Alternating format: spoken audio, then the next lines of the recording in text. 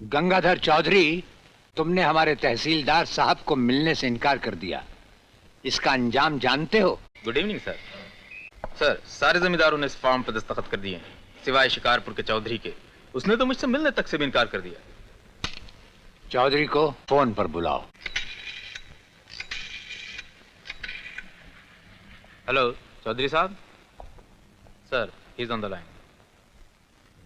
गंगाधर चौधरी, तुमने हमारे तहसीलदार साहब को मिलने से इनकार कर दिया।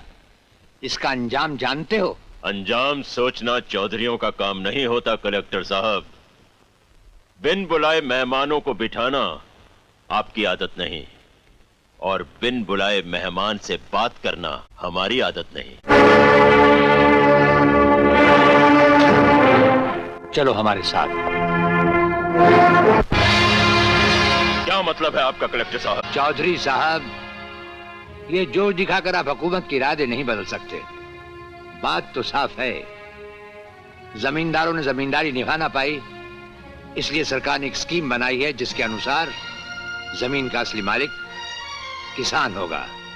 यानी हर जमींदार के लिए हद कायम की गई है और आपके लिए 15 एकड़ जमीन रह जाएगी। और मेरी बाकी जमीन? वो तो सरकार ले लेगी और आपके गांव के उन किसानों में बांट देगी जिनके पास कोई जमीन नहीं है। वाह, बाप का राज है क्या? आप समझते हैं इस तरह हिंदुस्तान से गरीबी दूर हो जाएगी? किसानों के घरों में घी के चिराग जलेंगे। घी के चिराग नहीं जलेंगे तो कम से कम गरीब किसान इंसान की तरह जी तो सकेगा, जानवर की तरह नहीं। खेती बाड़ी करना कोई बच्चों का खेल नहीं है कलेक्टर साहब। लाख यत्न करने के बाद कहीं गल्ला बाजार में आता है? इस तरह जमीन के टुकड़े टुकड़े करके आप मुट्ठी भर भी ज्यादा अनाज पैदा नहीं कर पाएंगे। जाइए, जाकर अपनी सरकार से कहिए कि गरीब का मुकद्दर उस पर रहम करने से नहीं बल्कि उसमें जिम्मेदारी पैदा करने से बदला जाता है। हम तुम्हारी राय लेने नहीं आए चौधरी, हम इस फार्म पर दस्तखत लेने आए हैं। आओ करो। आज तक किसी कागज पर दस्तवाए चेक के। बहैसियत कलेक्टर हम तुम्हें हुक्म देते हैं। मैं तुम्हारे मातहत कोई कारिंदा नहीं हूं जो तुम्हारे हुक्म की तामील करूं। तुम ये सारा इलाका जिसमें तुम सांस लेते हो हमारे मातहत है।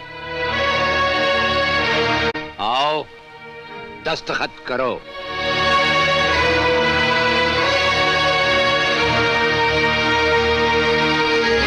वरना हम बहैसियत कलेक्टर अपना इख्तियार इस्तेमाल करना भी जानते हैं।